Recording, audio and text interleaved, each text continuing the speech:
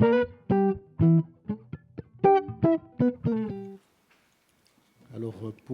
bonjour chacun. Bonjour.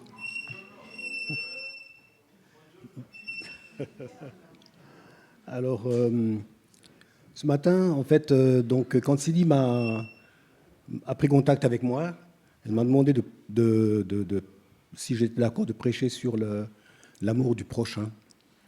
Sur l'amour du prochain. Et voilà, c'est pas seulement que j'ai accepté, mais disons que parler de l'amour du prochain, c'est un peu compliqué. C'est un peu compliqué. Mais c'est un bon défi parce que Dieu est là et Dieu nous aime. Et lui, le premier, en fait, il a entre guillemets, il nous a créés, on s'est révolté contre lui, et nous sommes son prochain, nous sommes ses prochains. Et Dieu nous aime malgré toutes nos complications. Et donc, dans ce sens-là, je vais commencer simplement d'abord par évoquer deux versets de l'apôtre Paul dans la lettre aux Philippiens, premier chapitre de la lettre aux Philippiens, les versets 9 et 11. J'évoque ces versets pour que nous puissions véritablement en fait, recevoir quelque chose de la part du Seigneur. L'apôtre Paul dit à partir du verset 9, il dit « Et ce que je demande dans mes prières, c'est que votre amour augmente de plus en plus en connaissance et en pleine intelligence. Que notre amour augmente en connaissance et en pleine intelligence. Pourquoi ?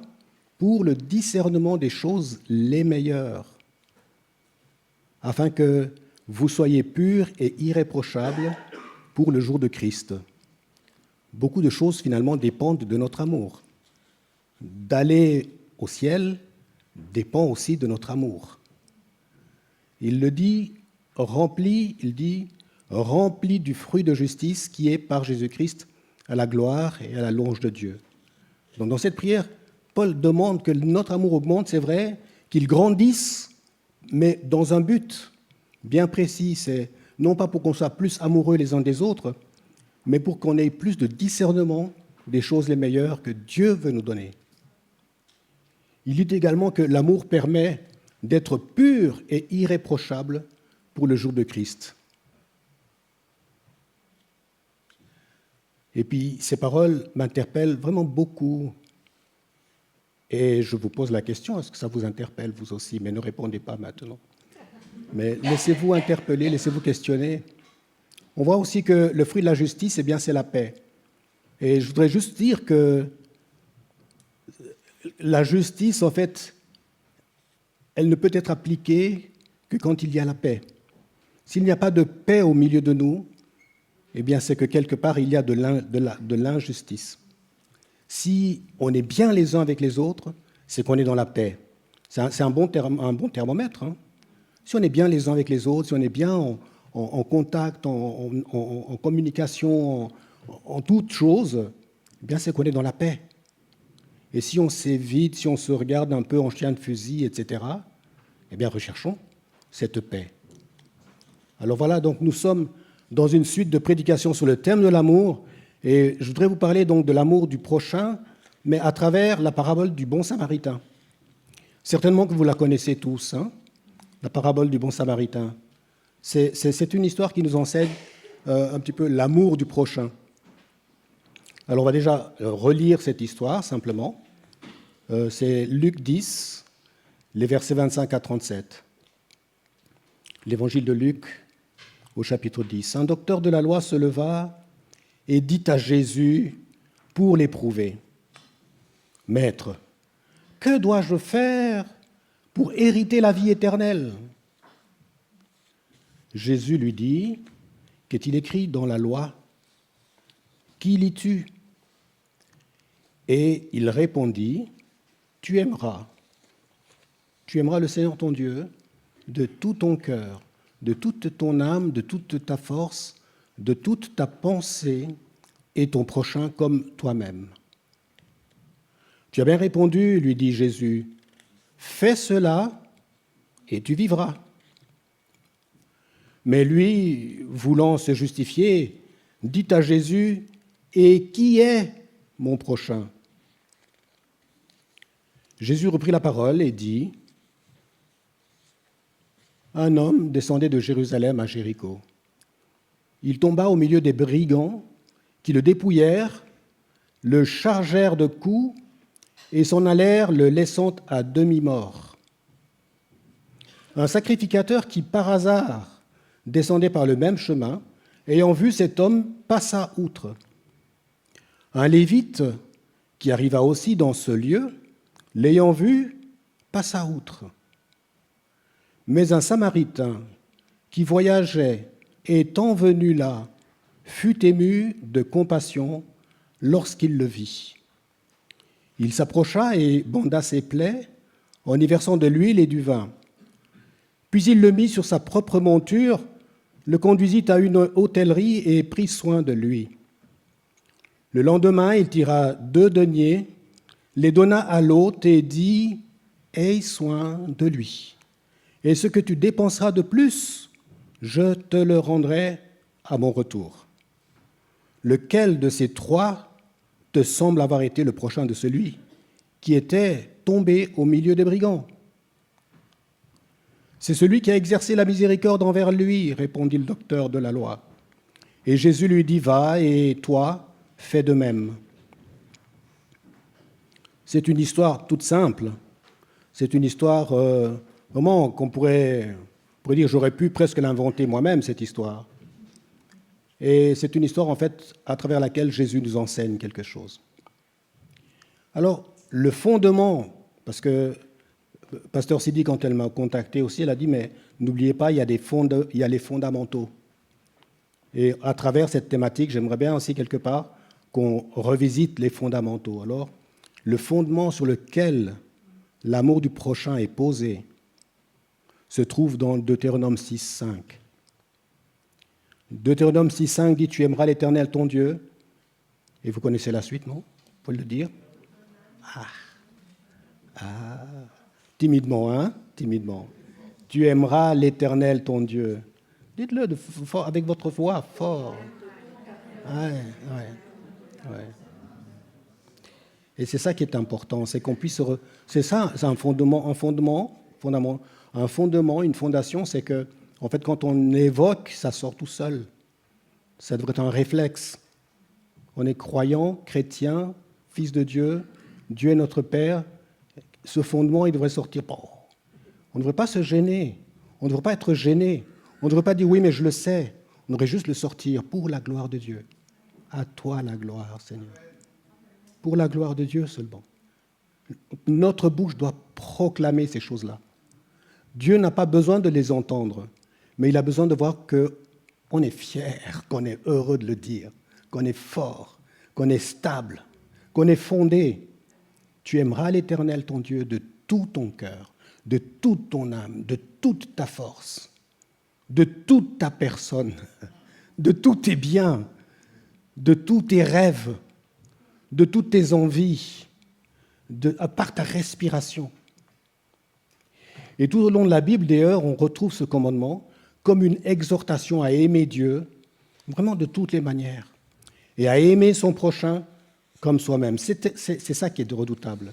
C'est qu'en fait, souvent, on aime Dieu de tout son cœur, on aime, etc. Mais Dieu dit lui-même, si un article quelque part de ses recommandations n'est pas observé, on n'a pas accompli la loi. Donc on peut aimer de tout son cœur notre Seigneur et finalement avoir beaucoup de problèmes avec les autres et finalement être à côté, ou même un problème avec sa propre femme. Et on est à côté. Il faut aimer Dieu et aimer son prochain.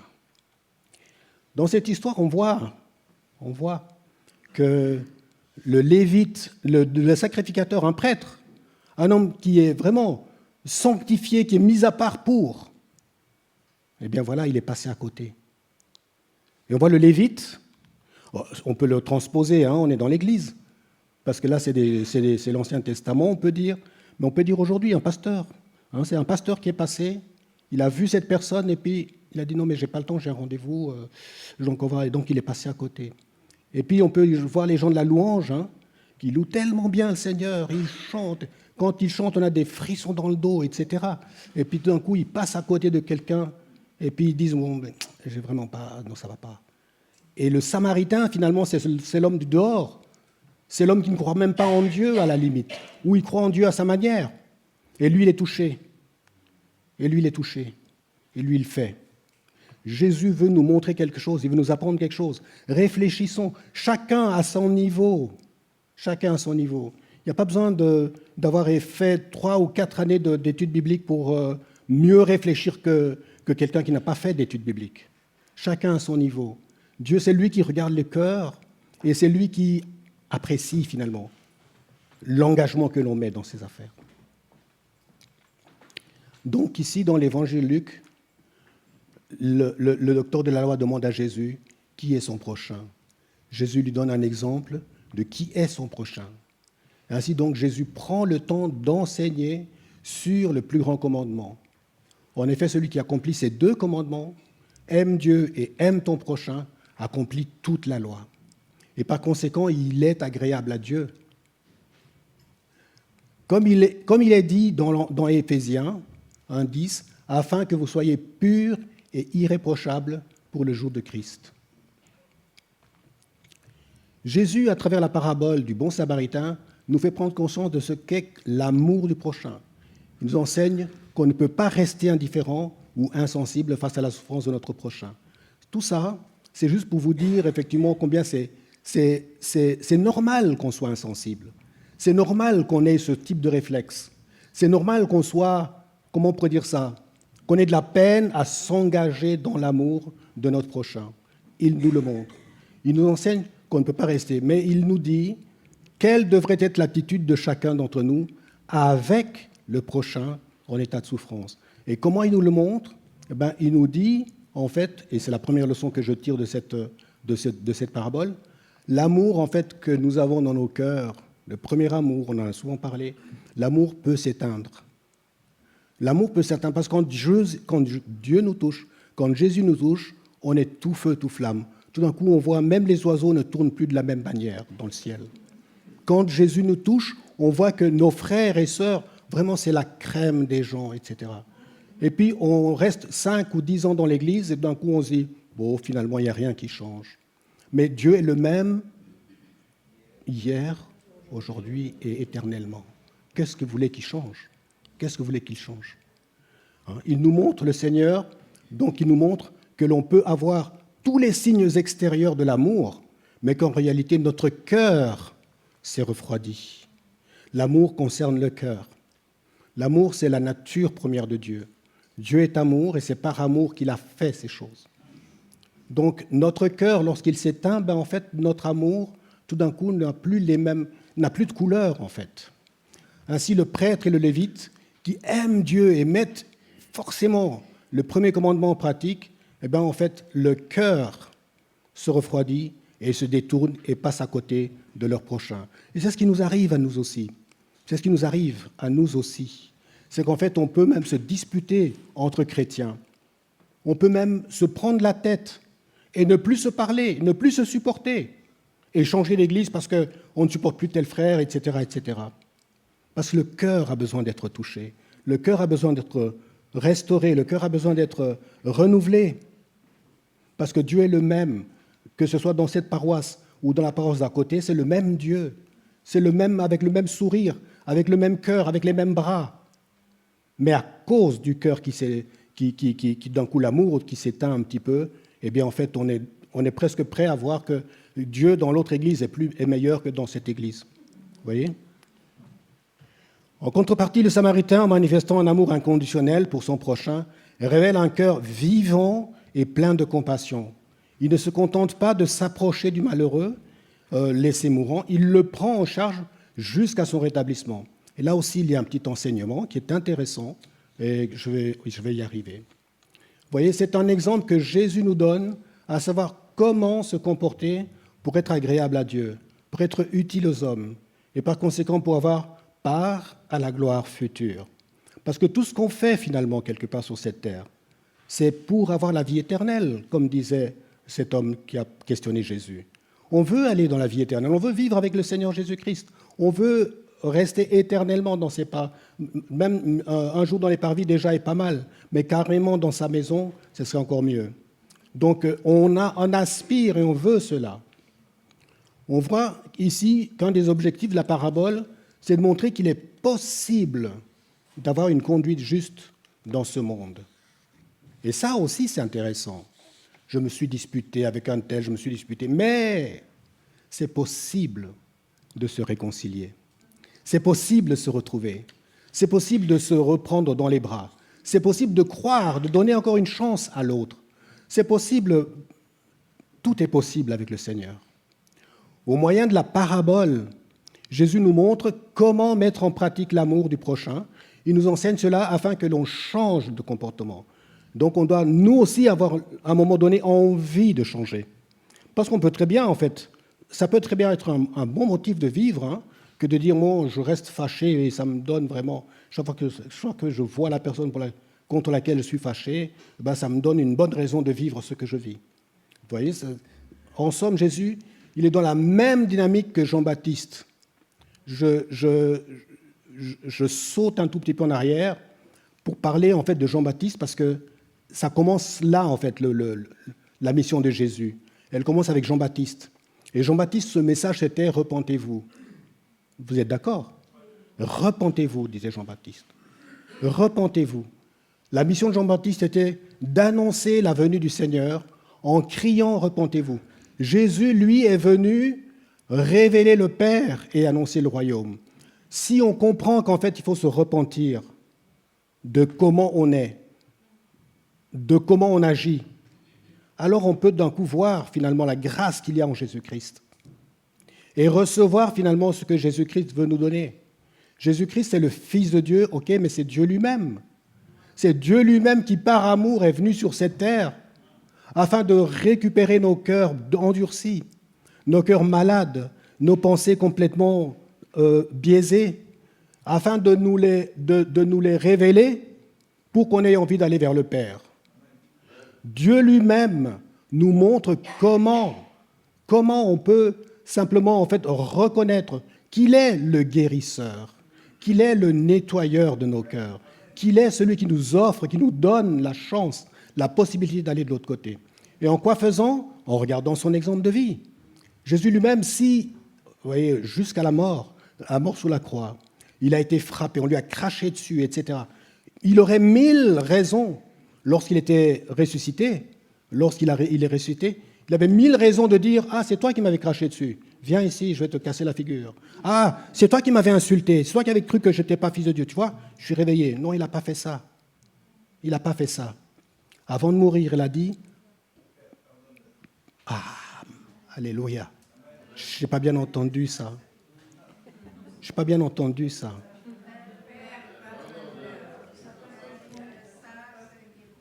Seigneur, c'est ma prière aujourd'hui. Pardonne, Seigneur, mes ennemis. Pardonne ceux qui m'ont fait mal. Pardonne mon frère. Mon propre frère, je ne le supporte plus. Pardonne-moi, Seigneur. Pardonne, tu vois la fille qui est là, qui m'avait fait comme si... Pardonne, Seigneur. Tu vois l'homme qui m'avait insulté, qui m'avait dit sale ceci. Seigneur, c'est ce que Jésus nous demande aujourd'hui. L'amour du prochain, c'est passer par-dessus cela. Pardonne-leur. On dit, oui, Jésus l'a fait, c'est formidable. Et toi, quand est-ce que tu l'as fait? Quand est-ce que toi, tu l'as fait? Seigneur.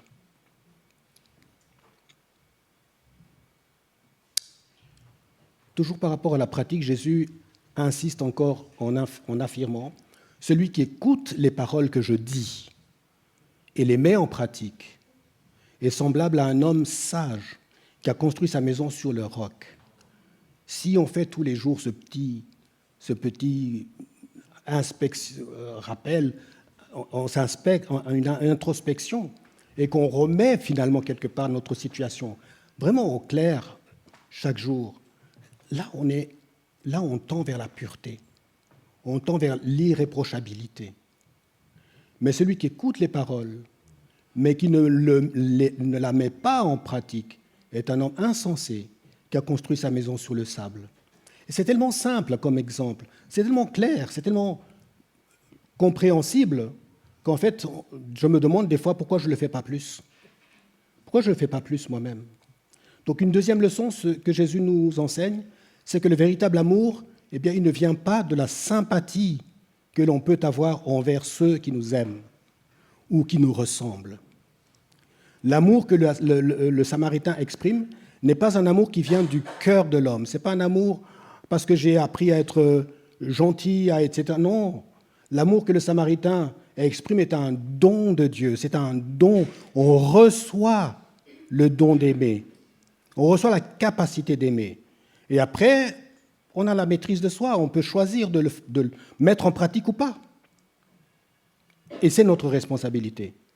Dieu, lorsqu'on se repent, lorsqu'on reconnaît qu'on est pécheur, on se repent, on demande vraiment de suivre Jésus, etc., on reçoit le don. De la même manière qu'on reçoit le don des langues, le don de... Vous voyez, c'est un don qu'on a reçu, on a tous reçu le don d'aimer. On l'a, il est là en nous. Après, c'est à nous de l'exprimer. C'est à nous de... Un don fonctionne comme une semence, les amis, vous le savez certainement. Une semence, ben, ça produit du fruit. Donc le don, comme une semence, produit le fruit de l'esprit. Alléluia. Ah. Et le fruit de l'esprit, Galates, vous le connaissez, Galates 5, 22 ? Eh bien, c'est l'amour, le fruit, avec toutes ses facettes. La joie, la paix, la patience, la bonté, la bénignité, la fidélité, la douceur, la tempérance. La loi n'est pas contre ces choses. Donc ça veut dire effectivement l'amour du prochain, c'est un choix. Celui qui passe à côté, c'est parce qu'il a choisi de passer à côté. C'est pas parce qu'il n'a pas les moyens, c'est pas parce qu'il n'a pas le temps, c'est pas non. C'est parce qu'il a choisi de passer à côté. C'est le fruit de l'esprit qui permet d'aimer comme Dieu aime, d'aimer comme Jésus a aimé. L'amour de Dieu nous permet même d'aimer nos ennemis. Il nous permet de vivre un amour inconditionnel. Il nous permet de nous rabibocher. Il permet de dire à un moment donné, écoute, j'ai été tellement longtemps fâché contre toi. Je ne te comprends pas. Je ne sais pas comment tu fonctionnes. Mais je veux laisser le Seigneur me guérir. Et je te tends la main. Viens aujourd'hui, on va manger ensemble. L'amour que Dieu nous donne, c'est un amour, en fait, restaurateur. Une fois qu'on entre dans cet amour-là, après, en fait, on devient des héros, du Seigneur. Je dis souvent qu'on est des, j'aimais bien dire en tout cas, qu'on est des héros qui nous ignorons. Nous sommes des héros qui s'ignorent en fait. Dieu nous voit grand, Dieu nous voit fort, Dieu nous voit bon. Ce n'est pas la beauté physique de l'homme et de la femme. Dieu nous voit, etc. Mais nous voyons petits. Oh, j'ai encore eu ceci. Oh, le diable m'a encore attaqué. Oh, là, j'ai encore eu mal. Et là, nous, on se voit tout le temps comme ça. Et Dieu dit, mais non, je t'ai donné de la dynamite dans l'amour de mon Fils, Jésus. Je t'ai donné une puissance. Je t'ai donné des capacités. Utilise-les. Ils m'ont dit, non, il faut que je demande au pasteur, il faut que je demande à l'ancien, il faut que je demande... Mais non. Les pasteurs sont là, il y a raison qu'ils soient là. J'étais, mais ce n'est pas l'intermédiaire de Dieu. Bref, l'amour don de Dieu nous permet même d'aimer nos ennemis, je disais. Donc l'amour de don de Dieu nous rend capables d'aimer comme Jésus. Et Jésus dit, aimez-vous les uns les autres comme je vous ai aimé. Tu m'as insulté, c'est pas grave. Parce que Dieu m'aime tellement que ton insulte ne me fait rien. Tu m'ignores, mais c'est pas grave, Dieu m'aime. Dieu m'aime autant qu'il aime Jésus. Pourquoi est-ce que ça devrait me toucher le fait que tu ne m'aimes pas? Si en tant que croyants nous sommes plongés et fondés dans l'amour, alors on peut, comme Paul le dit dans Éphésiens 3, 17 à 18, il dit « Je prie que vous soyez enracinés et fondés dans l'amour ». Mais on ne croit pas vraiment que... On sait que Dieu nous aime, mais on est... Voilà. Et fondés et enracinés dans l'amour pour être capable de comprendre avec tous les saints quelle est la largeur, la longueur, la profondeur et la hauteur de l'amour de Christ.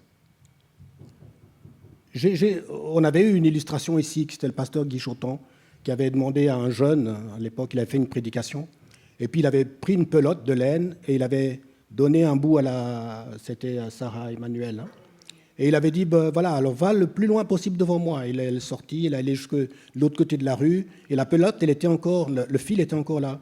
Il dit, tu peux encore aller plus loin, tu sais, tu peux encore aller... Voilà, ça c'était une longueur. Il a fait la même chose avec la largeur. Il a dit, voilà, tu peux aller, on ouvre la fenêtre, etc. Et puis il a fait la même chose avec la hauteur et les montées. Il dit, mais voilà, l'amour de Dieu est tellement grand, tellement large, tellement profond. Et vous savez ce que j'ai appris aussi dernièrement, enfin j'ai entendu qui m'a rendu encore plus émerveillé, c'est que quand on prend le nord et le sud, on arrive au nord. Hein, il y a le pôle nord et au sud, on arrive au pôle sud. Mais quand on prend en largeur l'amour de Dieu, ben on peut aller 2 fois, 3 fois, 4 fois le tour de la terre à gauche. Puis la même chose dans l'autre sens. Il n'y a pas de limite.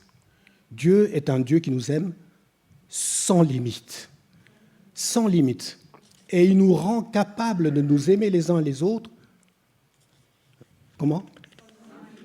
Sans limite. Sans limite. Oh, mais j'ai pas le temps, j'ai pas les moyens. C'est du mensonge que le diable nous met. Alors nous pouvons demeurer dans la foi, comme il est dit en Colossiens 1, 23, il est dit, si du moins vous demeurez fondés et inébranlables dans la foi, hein, sans vous détourner de l'espérance de l'Évangile. Oh, j'ai cette espérance. Est-ce que vous avez cette espérance de l'Évangile ? Espérance du salut ? Oh, certains disent, oui, mais c'est un livre arrangé, etc., donc on ne peut pas... Oui, mais oui, il est arrangé, il est écrit par des... Mais c'est l'Esprit de Dieu qui est derrière. Et l'Esprit de Dieu, avec l'Esprit de Dieu, il y a une espérance folle, énorme. La foi vient de ce qu'on entend. La foi vient de ce qu'on entend. Et si c'est la parole de Dieu, eh bien, c'est elle qui va alimenter ma foi. Mais si ce n'est que des histoires que le diable a fait, oui, la foi dans le diable va grandir. Alors arrêtons d'encenser le diable. Arrêtons de dire qu'il nous a fait ci, il nous a fait ça. Parlons de l'amour de Dieu. Il est si vaste, il est si grand. Parlons de la bonté de Dieu. Dieu, c'est grâce à Dieu qu'on est le matin, on est levé. C'est grâce à Dieu qu'on peut aller dormir et reposer notre corps. C'est grâce à, vous voyez, la bonté de Dieu, et ce ne sont que des paroles que je vous dis, parce que vous, dans vos corps, à vous-même, eh bien, vous avez déjà expérimenté la chose. Alors, renouvelez cette expérience. Parlez à vous-même. Alors, donc, notre pasteur Sidi nous a invités à revenir parler des fondamentaux. Je vous en donne maintenant un petit bout par rapport à ce thème. Hein. C'est « Tu aimeras le Seigneur ton Dieu de tout ton cœur, de toute ton âme, de toute ta force, de toute ta pensée et ton prochain comme toi-même. » Et les principes que l'on trouve dans le Nouveau Testament, ben, les principes, c'est la foi. C'est un fondement. Sans la foi, on ne peut pas croire. Il faut que la foi, et Dieu nous donne la foi. Donc avec la foi, je crois en Dieu. Je choisis de croire en Dieu. C'est fondamental. Si on n'a pas la foi, on ne peut pas croire en Dieu. Donc je choisis, à un moment donné, puisque je l'ai, de croire en Dieu. C'est un fondamental. Un fondement. Et puis le repentir, se repentir, c'est essentiel. Si on ne se repent pas, eh ben Dieu ne nous pardonne pas. Il faut qu'on se repente, il faut qu'on reconnaisse qu'on est pécheur, il faut qu'on reconnaisse qu'on a besoin de lui, il faut qu'on reconnaisse que sans lui, on ne peut rien faire. C'est fondamental, c'est fondamental. Et il y a le baptême. Jésus lui-même est passé par les eaux du baptême. Alors qui suis-je pour ne pas le faire ? Ah mais je ne suis pas prêt, je suis pas... Mais arrête. Tu n'es pas prêt de quoi ? Aïe. Et quand il est allé dans les eaux du baptême, son père a dit, le père. Donc quand vous passez dans les eaux du baptême, le père vous dit, nous dit, me dit, voici mon fils bien-aimé, ma fille bien-aimée. Puisqu'il nous aime de l'amour qu'il aime Jésus. Je crois. Je le crois. Et puis le dernier point qui est important aussi, un dernier point, il y en a d'autres, hein. Il y en a tellement, hein, des fondements, des fondements. Mais un dernier point, c'est la réception du Saint-Esprit. C'est tellement important. C'est tellement basique. En recevant le Saint-Esprit, il n'y a pas besoin de tomber, de commencer à prier, à crier. Non, non. Avec le baptême, avec le fait de reconnaître que Jésus est mon Seigneur et mon Sauveur, je reçois le Saint-Esprit. Et avec le Saint-Esprit, eh bien, en fait, c'est lui qui va m'ouvrir l'esprit, mon esprit. C'est lui qui va me montrer ses vérités, ses choses cachées. C'est lui qui va me révéler que Dieu est là. Donc, aspirer à recevoir le Saint-Esprit. Et lui, il s'occupe du reste. Et lui s'occupe de tout. On n'est pas des marionnettes dans les mains du Seigneur. On est des enfants bien-aimés, des fils et des filles, des héros, des vaillants. Nous sommes à l'image de Jésus-Christ. Enfin voilà, ma prédication, elle est terminée.